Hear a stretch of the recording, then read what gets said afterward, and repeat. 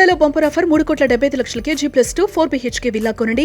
నెలకు 1,00,000 rent guarantee. Terms and conditions apply. Hi hello welcome to Suman TV. నేను మీ రోషన్. చూస్తున్నాం అమెరికా ఇరాన్ మధ్య యుద్ధ వాతావరణం అనేది దాదాపు 14 రోజులైంది. అందరూ కూడా ఒక 10 డేస్ తర్వాత యుద్ధం కొంచెం నీరుగారిపోతుంది, డెఫినెట్గా యుద్ధం ఆగిపోతుంది, ఇబ్బందులు ఏమి ఉండవు అనుకున్నారు. కానీ చూస్తుంటే యుద్ధం అనేది ఇంకా ఆపే ప్రసక్తి అయితే కనిపించట్లేదు. రెండు పక్కలు కూడా మేము అంటే డి అనే విధంగానే రెండు పక్కలు జరుగుతున్నాయి అని చెప్పుకోవచ్చు. అండ్ ఇప్పటి వరకు కూడా ఎటువంటి ఇబ్బంది రాలేదు, ఎస్పెషల్లీ ఇండియాకి. అండ్ ఇప్పుడైతే 2 డేస్ నుంచి చూస్తున్నాము గ్యాస్ కొరత అనేది చాలా ఎక్కువగా ఉంది. ముఖ్యంగా హాస్టల్స్లో కావచ్చు, అండ్ గేటెడ్ కమ్యూనిటీస్లో కావచ్చు, అండ్ గవర్నమెంట్ వ్యవస్థల్లో కొన్నిట్లలో ఎస్సీ ఎస్టీ హాస్టల్స్ అన్నీ కూడా గ్యాస్ ఎక్కువ ఉపయోగం ఉన్న ప్లేసెస్ అనమాట అవి. అలాంటి ప్లేసెస్లో కూడా ఇప్పుడు ఆ గ్యాస్ కొరత ఎక్కువ కనిపిస్తుంది. హాస్టల్స్ ఎక్కువ ఉన్నాయి హైదరాబాద్లో. అమీర్పేట్, ఎస్ఆర్ నగర్ ఇలాంటి ఏరియాల్లో అయితే వేలల్లో హాస్టల్స్ ఉన్నాయి. కొంతమంది జర్నలిస్ట్ మిత్రులు ఆ ఏరియాస్కి వెళ్ళి కొన్ని ఇంటర్వ్యూస్ చేస్తుంటే నిజంగా చాలా బాధాకరంగా ఉంది. పిల్లలకి ఫుడ్ పెట్టలేని పరిస్థితి, గ్యాస్ లేదు, కట్టెల పొయ్యి మీద వండుతున్నారు. కట్టెల పొయ్యిలు అంటే వండొచ్చు, కానీ ఇప్పుడు సిటీలో ఎక్కడ వండుతాం? అబ్జెక్షన్స్ ఉంటాయి డెఫినెట్గా చుట్టుపక్కల నుంచి. అలా రకరకాలుగా హైదరాబాద్ మొత్తం కూడా గ్యాస్ కొరత ఎక్కువైపోయింది. అండ్ ఇంకొకటి, దుబాయ్లో ఉన్న మన తెలుగు వాళ్ళు కూడా చాలా ఇబ్బందులు పడుతున్నారు. అండ్ అక్కడ వాళ్ళకి నిజంగా ప్రాణరక్షణ మాకు ఇబ్బందిగా ఉంది, మాకు ప్రాణరక్షణ లేదు ఇక్కడ అని కొంతమంది చెప్తున్నారు. కొంతమంది ఇబ్బంది లేదు, దుబాయ్ వరకు సేఫ్గానే ఉన్నామని చెప్తున్నారు. చుట్టుపక్కల ఉన్న అబుదాబి కావచ్చు, ఒమాన్ కావచ్చు, ఇలాంటి ప్లేసెస్లో కొంత మిసైల్స్ పడుతున్నాయి అని చెప్తున్నారు. సో అక్కడ అంటే అన్ని రకాల కంట్రీస్ నుంచి ఎంతోమంది టూరిస్టులు వస్తుంటారు కాబట్టి అలాంటి టూరిస్టులకి టూరిస్ట్ గైడ్ అనమాట దుబాయ్లో చందు. లాస్ట్ టైం మేము దుబాయ్ వెళ్ళినప్పుడు సుమన్ టీవీ దుబాయ్ బ్రాంచ్కి కూడా అతనే టూరిస్ట్ గైడ్ మాకు కూడా. నేను నిజంగా ఆయన నేను అడగానే ఆయన నాకు చాలా బాధగా చెప్పారు, ఇక్కడ సిచ్యువేషన్స్ నిజంగానే కొంచెం ఇబ్బందికరంగానే ఉన్నాయని చెప్పారు. బట్ ఎందుకు ఇంత విశ్లేషిస్తున్నానంటే తెలియాలి, అట్లీస్ట్ ప్రజానీకానికి తెలియాలి ఏం జరుగుతుంది అక్కడ అనేది. తెలుగు వాళ్ళు కొంతమంది మాట్లాడుతుంటే అరెస్టులు కూడా చేస్తున్నారని కూడా చెప్తున్నారు. ఒకసారి చందుతో మాట్లాడదాం. చందు ఏంటి పరిస్థితి? ఎందుకంటే లాస్ట్ టైం నేను దుబాయ్ వచ్చినప్పుడు కలకల్లాడిపోతుంది Dubai.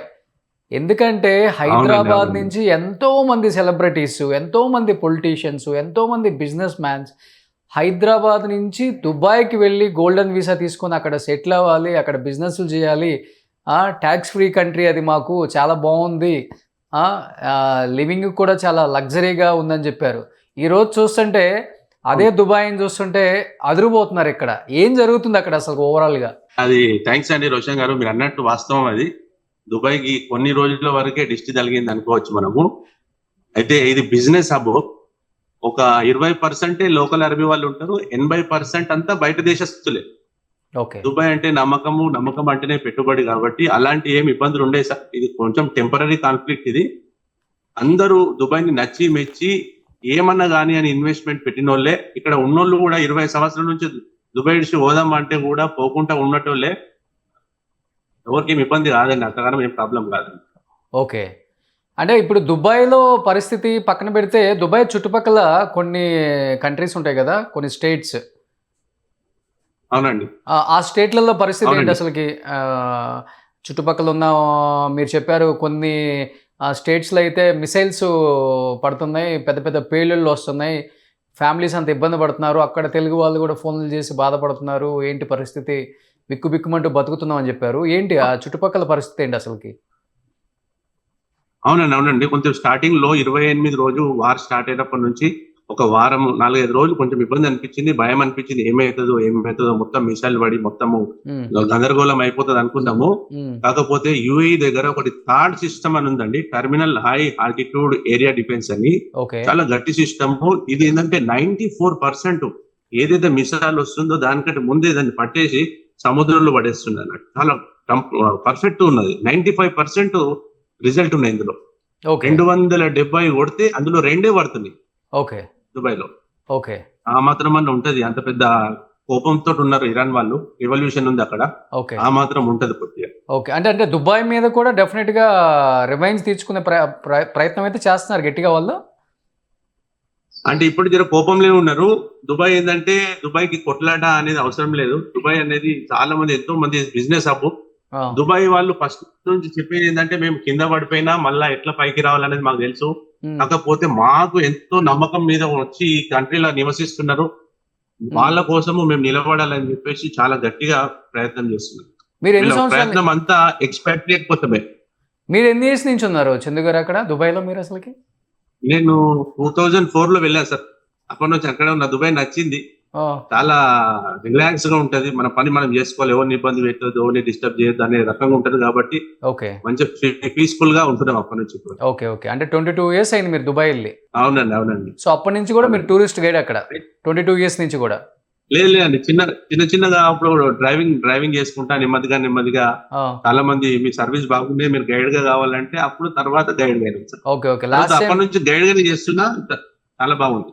Okay okay. Last time నేను దుబాయ్ వచ్చినప్పుడు కూడా మీరే గైడ్. అవునండి మీరు హర్షిని గారు వచ్చారు, చాలా బాగా ఎంజాయ్ చేశారు. అవునవునవును. అన్ని ప్రదేశాలు నన్ను చాలా టైం ఏం లేదు, కొద్దిగా టైం ఇచ్చారు.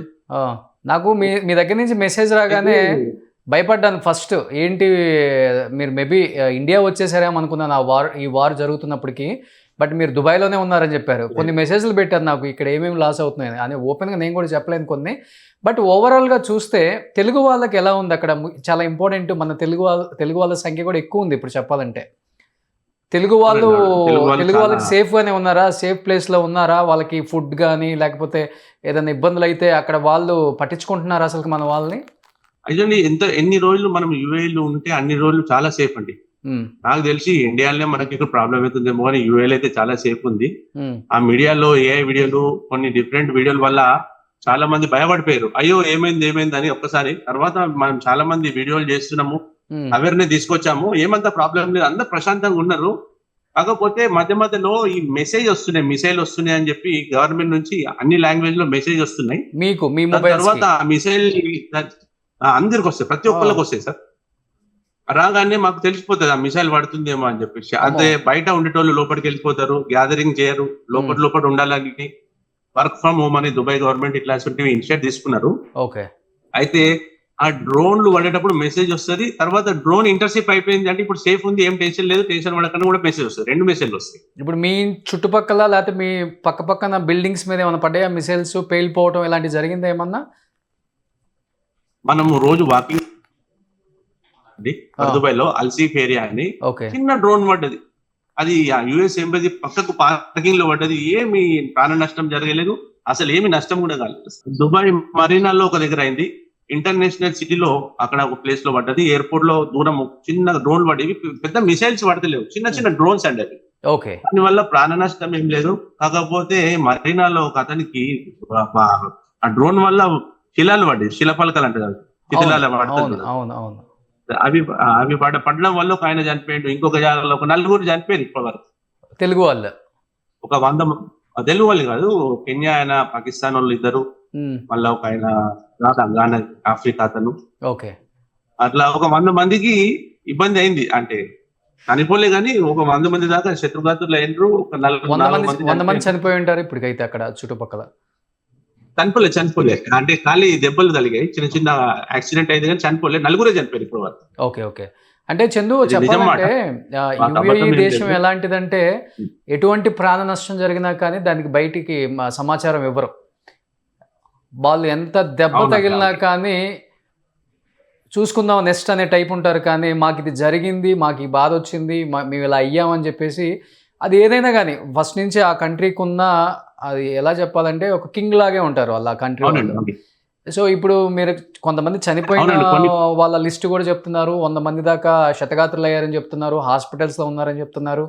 అంటే ఓవరాల్గా అసలుకి ఆ గవర్నమెంట్ నుంచి అసలుకి ఎందుకని అంత గోప్యంగా ఉంచుతున్నారు? చనిపోయిన వాళ్ళ సంఖ్య కానీ లేకపోతే దెబ్బలు తగిన వాళ్ళ సంఖ్య కానీ వాళ్ళు ఎందుకు రానివ్వరు అనే దానికి ఏమైనా ఉందా? ఏమంటారు అంటే వీళ్ళ నమ్మకం ఏంటంటే పబ్లిక్ కి ఎక్కువ నాలెడ్జ్ లేదు. ఇప్పుడు ఎలక చచ్చిపోతే ఏనుగు చచ్చిపోయింది అంటారు. పబ్లిక్ అయ్యో అని చెప్పేసి గడబడి పడి చాలా మంది ఇన్వెస్టర్స్ ఉంటారు, టూరిస్టులు ఉంటారు, పానిక్ అవుతారని. నిజమైన కొన్ని బిల్డింగ్ కట్టేటప్పుడు కన్స్ట్రక్షన్ లో అప్పుడప్పుడు చనిపోతారు, అక్కడిక్కడ జరుగుతాయి, అది గోప్యంగా ఉంచుతారు. ఆ మాట వాస్తవమే. కానీ ఇది యుద్ధం జరిగిన వాస్తవం కాబట్టి ఎంత గోప్యంగా ఉంచలేము, ప్రతిదీ తెలిసిపోతుంది అన్నట్టు. ఎక్కడ మిసైల్ పడ్డది ఎక్కడైనా తెలిసిపోతుంది కాబట్టి అన్ని క్లియర్ గానే చెప్తున్నారు. మిసైల్ వచ్చింది చెప్తున్నారు, మిసైల్ పడ్డది చెప్తున్నారు, మిసైల్ సేఫ్ ఉంది చెప్తున్నారు. అది ఇక్కడ ఏం గోప్యంగా ఉంచే అవసరం లేదు. యుఏఈ అనేది చాలా గొప్పగానే చెప్తుంది. అండ్ నేను విన్నాను ఈ మధ్య కాలంలో తెలుగు వాళ్ళు ఎవరైతే ఉన్నారో దుబాయ్లో వాళ్ళు కొన్ని టీవీ ఛానల్స్కి డిబేట్స్లో లైవ్కి వచ్చారనమాట.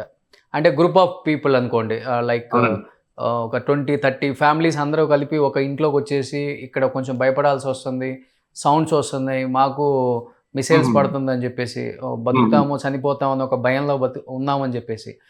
అంటే అలాంటి వాళ్ళు తెలుగు వాళ్ళు కూడా లైవ్కి వచ్చిన వాళ్ళని కూడా అరెస్ట్ చేశారు దుబాయ్లో. అలా ఇన్ఫర్మేషన్ ఇవ్వద్దు మీడియాకి అని చెప్పేసి వాళ్ళని ఇబ్బంది పెట్టారు, అరెస్ట్ చేస్తున్నారు అని చెప్పేసి విన్నాను. నిజమా అది? అది నిజమో కాదో తెలియదు కానీ అలాంటివి చేయకూడదండి దుబాయ్లో. దుబాయ్కి పర్మిషన్ లేదు. స్ట్రైక్స్ కానీ అలాంటివి ఒక దుబాయ్ గురించి ఒక కంట్రీ గురించి గ్యాదరింగ్ చేయడం అనేది చాలా తప్పు. అది చేయకూడదు. అది ఎంతవరకు వాస్తవం తెలియదు కానీ పోలీస్ వాళ్ళు యాక్షన్ తీసుకుంటారు, దాన్ని తప్పనిసరిగా తీసుకుంటారు. చేయకూడదు అట్లా. Okay okay. కానీ మీరు ఎన్నో కంట్రీస్ నుంచి వచ్చే ఎంతో మంది ఫారినర్స్ కూడా గైడ్ కాబట్టి ఓవరాల్గా దుబాయ్లో ఎలా ఉంది ఇప్పుడు అసలుకి టూరిజం? అండ్ వస్తున్నారండి అక్కడికి వేరే కంట్రీస్ వాళ్ళు కానీ ఇండియా వాళ్ళు కానీ వస్తున్నారా? రెగ్యులర్గా ఉందా లైఫ్ స్టైల్ అక్కడ, లేకపోతే అన్ని బంద్ ఉన్నాయి అసలుకి? లేదండి, మొత్తం ఓపెన్ ఉంది. అసలు మీకు అసలు తెలిస్తే ఇక్కడ ఒకసారి మీరు ఎక్కడ ఉన్నారు? అది మీ అపార్ట్మెంట్ అండి? అది మా అపార్ట్మెంట్ అండి. మీకు ఫ్రంట్ కెమెరా ఇది చూస్తుంటే ఒకసారి అది ప్రెజెంట్ సిచ్యువేషన్ అక్కడ. ప్రజెంట్ సిచ్యువేషన్ ఎక్కడ కూడా ఎవరు తిరుగుతున్నట్టు కనిపించట్లేదు, ఎక్కడ ఏది ఓపెన్ అయినట్టు కనిపించట్లేదు మనకి. లేదు, ఇది రంజాన్ కదండి. రంజాన్ లో అంతా ఫాస్టింగ్ మోడ్ లో ఉంటారు, వర్క్ ఫ్రమ్ హోమ్ చేస్తారు కాబట్టి రోడ్ పైన పబ్లిక్ లేరు. యాక్చువల్లీ ఇది స్ట్రీట్, మనం మెయిన్ హైవే మెయిన్ రోడ్ లోకి వెళ్ళిపోతే మనకు చాలా విషయాలు కనిపిస్తాయి. చాలా మంది వేరే సైడ్ నుంచి ఏమన్నా వ్యూ కనిపిస్తుందా సిటీలో అసలు? అంటే ఎలా ఉంది సిచ్యువేషన్ ఇప్పుడు అనేది? లేదండి, నేను మీకు కావాలంటే వీడియో పంపిస్తాను. నా దగ్గర 2-3 వీడియోస్ ఉన్నాయి. మార్నింగ్ తీసినవి, బుర్జ్ ఖలీఫా వీడియోస్ ఇస్తాను. ఓకే, అది పంపిస్తాను మీకు. Okay okay. సో నాకు మీరు ఒకటి పంపారు ఇక్కడ ఎగ్జాక్ట్గా. అంటే ఇప్పుడు చెప్పాలంటే మీకు ఇండియాలో ఎల్పిజి గ్యాస్ అనేది చాలా ఇబ్బందిగా ఉంది.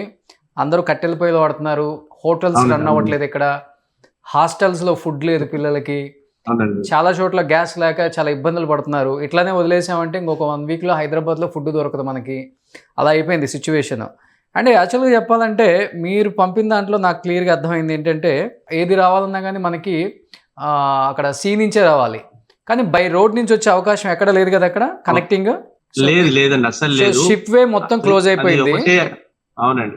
ఓకే, ఇది drop up point and carry oil with truck by land అని వచ్చారు కదా. అంటే ఇది పికప్ పాయింట్ ఎక్కడి నుంచి ఉంటుంది, డ్రాప్అప్ పాయింట్ ఎలా ఉంటుందండి?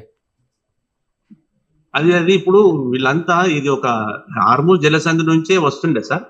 ఇది నెక్ అంటారు.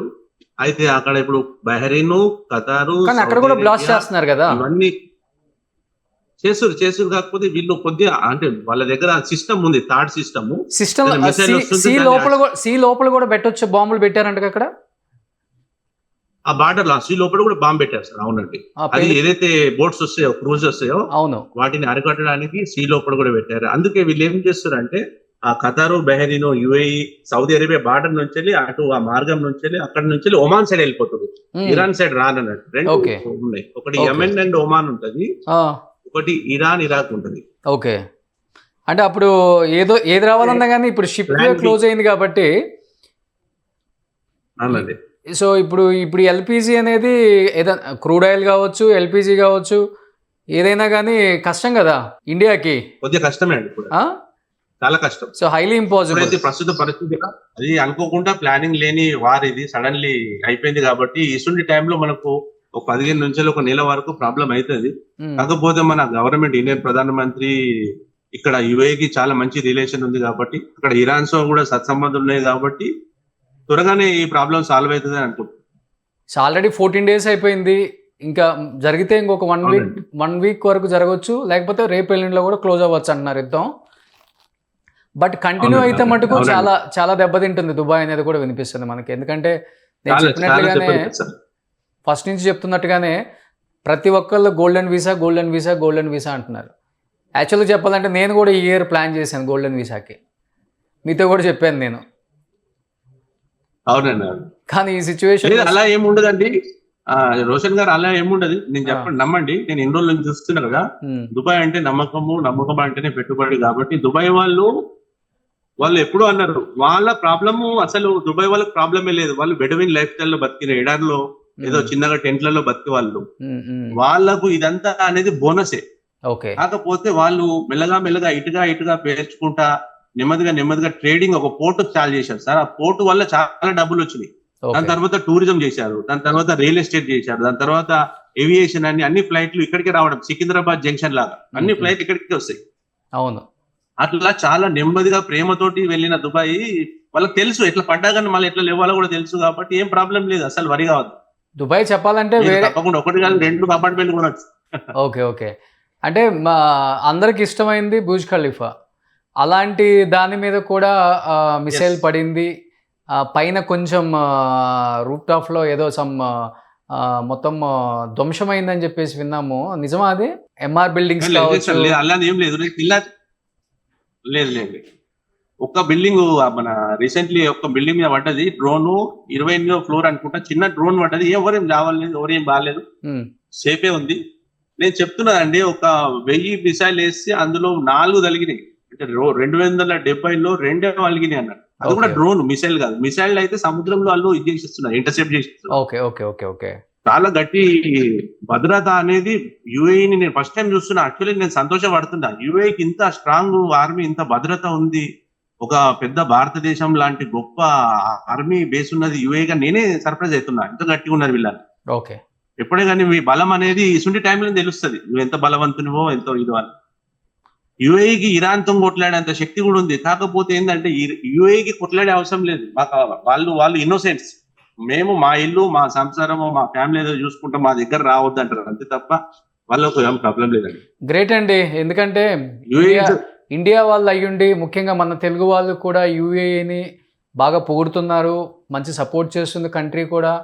ఇక్కడ అందరికీ సమానత్వం ఉంటుంది. అక్కడ కంట్రీలో ఉన్న జనాభాను చూసినట్టు మనల్ని కూడా చూస్తారు. ఇక్కడ మంచి responsibility, at the same time caring కూడా బాగుంటుంది అని చాలా బాగా చెప్తున్నారు. గ్రేట్ అది ఫస్ట్ ఆఫ్ ఆల్. అంటే మీరు 22 years నుంచి అక్కడ ఉన్నారు కాబట్టి you know very well about UAE ఏంటి, దుబాయ్ అంటే ఏంటి. అంటే దుబాయ్ డెవలప్ అవనప్పటి నుంచి చూశారు కాబట్టి. ఎందుకంటే కొంతమంది భారతీయులు హాస్పిటల్లో ఉంటే కూడా అక్కడ యుఏఈ అధ్యక్షుడు వెళ్ళి కూడా పలకరించడం కూడా కొన్ని విజువల్స్ మనకు వచ్చాయి బయటికి, చూసాం మనం అది కూడా.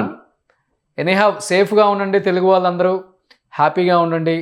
అండ్ ఇలాంటి టైంలోనే స్ట్రాంగ్గా మిమ్మల్ని సపోర్ట్ చేస్తున్న కంట్రీకి మీరు కూడా సపోర్ట్ చేయాలని మనస్ఫూర్తిగా కోరుకుంటున్నాను చందు గారు. అండ్ ఏదన్నా లైవ్ అప్డేట్స్ ఉంటే పంపించండి డెఫినెట్గా. అండ్ ఎప్పుడు మీడియా ప్యానిక్ ఏం చేయదు. ఉన్న సిచ్యువేషన్ని ఒకసారి ఏంటో తెలియక ఫస్ట్ 1 or 2 days ఏదన్నా చూపించవచ్చు. తర్వాత కూడా ఎవరు కూడా దాన్ని ప్యానిక్ చేసి చూపిద్దామన్న ప్రయత్నం అయితే ఏ మీడియా కూడా చేయలేదు.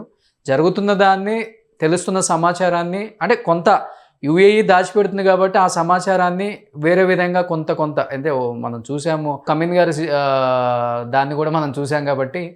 సో వస్తున్న ఇన్ఫర్మేషన్ ప్రకారమే మేము న్యూస్ ఇస్తుంటాం ఎప్పటికప్పుడు. ఎనీహౌ థ్యాంక్ యూ లైవ్లో కనెక్ట్ అయినందుకు. సేఫ్గా ఉండండి, హ్యాపీగా ఉండండి. సో అంత హ్యాపీ కదా మీకు ఉండటానికి? కానీ అక్కడ ఫుడ్ అంత ప్రాబ్లం ఏం లేదు కదా అక్కడ? తెలుగు ప్రజెంట్ అంత హ్యాపీ. కాకపోతే మన బిజినెసెస్ అనేవి ఇప్పుడు వారు కాబట్టి ఫ్లో తక్కువ ఉంటుంది కాబట్టి కొంచెం బిజినెసెస్ అవి కొంచెం ఇదైతుంది, కానీ మళ్ళా తర్వాత కవర్ అయిపోతుంది. ఇప్పుడు మన కరోనా సిచ్యువేషన్ లో దుబాయ్ ప్రాబ్లమ్ ఉండే, ఎన్నో ఫైనాన్షియల్ క్రైసిస్ వచ్చింది, అన్ని ఒడిదుడుగులు ఇది తట్టుకొని దుబాయ్ నిలబడ్డది. మళ్ళా కూడా నిలబడుతుంది, మనం కూడా నిలబడతాము. దుబాయ్ అనేది పరిగెత్తే గుర్రంతో మనం కూడా పరిగెత్తాం, ఏం పర్లేదు సార్. సో మన హైదరాబాద్ నుంచి ఏదో పక్కన సిటీకి షాపింగ్కి వచ్చినట్టు వస్తున్నారు మన వాళ్ళందరూ కూడా ఇక్కడి నుంచి. సినిమా చూడటానికి కూడా హైదరాబాద్ నుంచి వచ్చే వాళ్ళు చాలా మంది ఉన్నారు, షాపింగ్ చేయడానికి వచ్చే వాళ్ళు ఎంతమంది ఉన్నారు. ఒక వీకెండ్ వస్తే ఏదో పక్కన చెన్నైకి, బెంగళూరుకి వెళ్ళి వచ్చినట్టు దుబాయ్ వెళ్ళి వస్తున్నాం ఈ మధ్యకాలంలో. లాస్ట్ 4-5 years నుంచి నేను అబ్జర్వ్ చేస్తుంటే. అవునండి, మన ఇండియానే సార్ దుబాయ్. మన ఇండియానే అనొచ్చు. అవును, మన వాళ్ళు డెవలప్ చేస్తున్నారు అన్ని కంట్రీస్ని ఫైనాన్షియల్గా చెప్పాలంటే. అవునండి. సూపర్ అండి. థ్యాంక్ యూ చందు గారు, థ్యాంక్ యూ సో మచ్ అండి. థ్యాంక్ యూ రోషన్ భయ్య. ధైర్యంగా ఉండండి. సుమన్ టీవీలో మీ పర్సనల్ అండ్ బిజినెస్ ప్రమోషన్స్ కోసం కింది నెంబర్కి కాంటాక్ట్ చేయండి.